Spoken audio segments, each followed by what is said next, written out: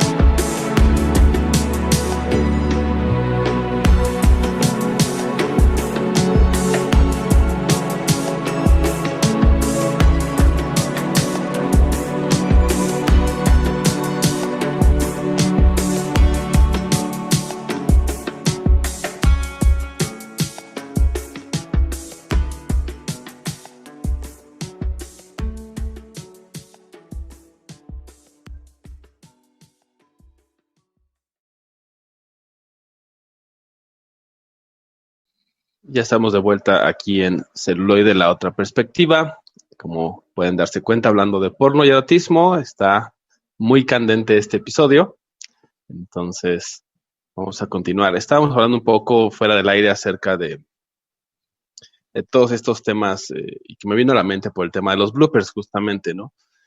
De todos estos temas que de repente no se tocan y que, bueno, han sido de las críticas que yo he logrado ver como hacia la industria del porno y hacia, obviamente, todos sus géneros, ¿no? Que era, pues, todos estos temas que pueden llegar a pasar en un encuentro sexual entre dos personas, como es, pues, desde problemas al ponerse un condón, ¿no? Hablábamos de cuando estás en ciertas posiciones extrañas, diferentes, raras, difíciles, y ya sea que te dé un calambre, te resbales, o sea, pueden pasar en cantidad de cosas que de repente eso no lo refleja el porno. Y más allá de si está bien o está mal, a mí me parece que podría ser un poco más, pues un poco más, en ese sentido, inclusive un poco más realista, si lo queremos ver así, y que ayudaría, ¿no? Porque es un hecho que el porno educa a ciertas generaciones y creo que ha pasado desde hace ya mucho tiempo, ¿no? No es como solamente ahorita. Entonces puede haber esa discrepancia entre lo que sucede en la pantalla y que todo es como, entre comillas, tan fácil o simplemente no sucede nada de esas cosas, versus lo que puede llegar a pasar en los primeros encuentros, por ejemplo, de personas a lo mejor más jóvenes, ¿no? Creo que sería interesante. No sé cuál sea tu opinión al respecto, Sandra. Sí, es una de las cosas que se critican mucho del porno, ¿no? Que crea una imagen ficticia demasiado idealizada de lo que debería ser un encuentro sexual. Y el problema no es ese, el problema es que sobre todo los jóvenes cuando empiezan a ver porno creen o establecen una serie de expectativas tanto de lo que deben hacer ellos como de lo que debe de ser la pareja en cuanto a su fisonomía, su forma de hablar, el lugar donde debe suceder, las posturas, la duración del encuentro, y en realidad sí crea una imagen distorsionada en el sentido de que no es tan fácil lograr una erección que dure media hora o una hora. No es tan fácil tener a una pareja que sea totalmente abierta y disponible para experimentar cualquier cosa que se te ocurra. Y eso sí es algo que es un fenómeno que sucede mucho, pero también creo que es algo que la pornografía no puede controlar. O sea, originalmente la pornografía estaba hecha para que lo consumiera público adulto, históricamente hablando, y es hasta los 70s, más o menos, cuando se empieza a abrir la pornografía a proyecciones en salas de cine comerciales, cuando digamos que se empieza a hacer mucho más accesible al público, si no adolescente, a los jóvenes, o sea, a partir de justo cuando logran la mayoría de la edad, ¿no? Y a partir de eso es que se empieza a difundir o empieza a correr esta fascinación por ver porno, consumir porno, y obviamente conforme la tecnología fue avanzando y el porno entró a las casas, o sea, que se podía ver porno en casa con las videograbadoras o grabar porno con las cámaras de 16 milímetros. O por cable también. Ya mucho más moderno por cable. O sea, en ese momento, justo en ese momento es cuando, digamos que el porno se vuelve casero, o sea, se puede consumir en casa. Ya no tienes todas estas restricciones de tienes que ir a un cine especialmente designado para ese tipo de contenidos a ciertas horas y tienes que cumplir con ciertos lineamientos de edad o ciertas cosas que impedían que el porno llegara tan fácil a todo el público.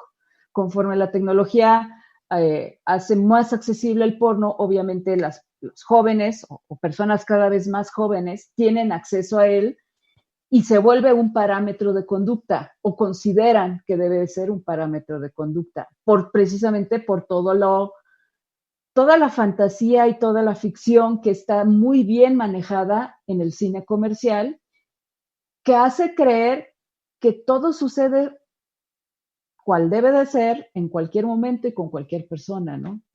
Creo que ahí es donde empieza esta idea de que el porno puede ser un excelente elemento didáctico para tu vida sexual personal.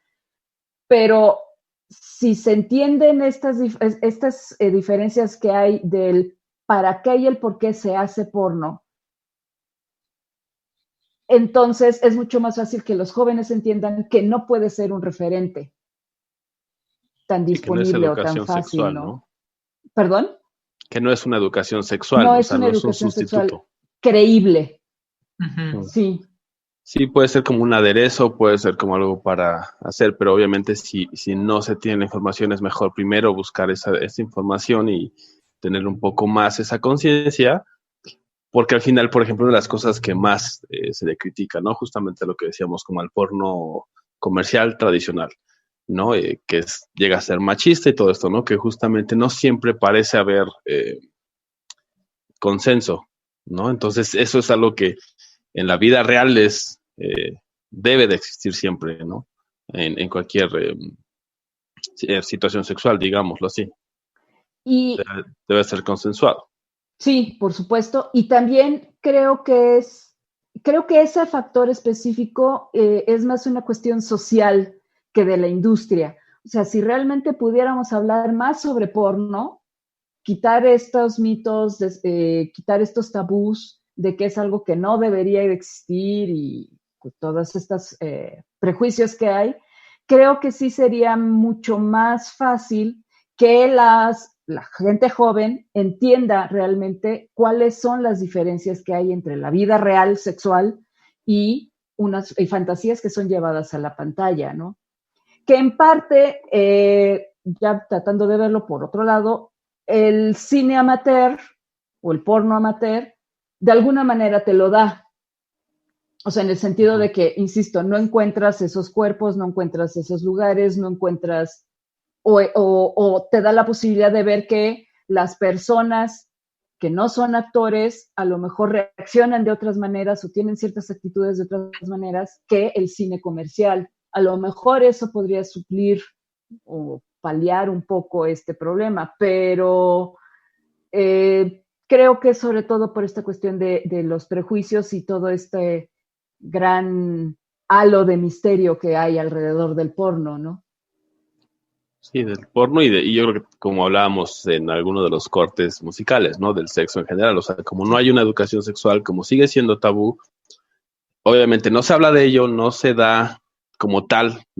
Bueno, ahora empieza a haber como este tipo de educación sexual a diversos niveles de educación básica, pero al final antes no existía, entonces apenas estamos como alcanzando eso, pero sigue siendo tabú, o sea, en el cotidiano de las personas, por lo menos en México, y seguramente en muchos países de Latinoamérica, porque compartimos ese tipo de idiosincrasias de repente, sigue siendo tabú. Entonces, de repente, por un lado es ese tabú, no puedo hablar de ello, y por el otro es toda esta accesibilidad y facilidad de conseguir pornografía, ¿no? Desde la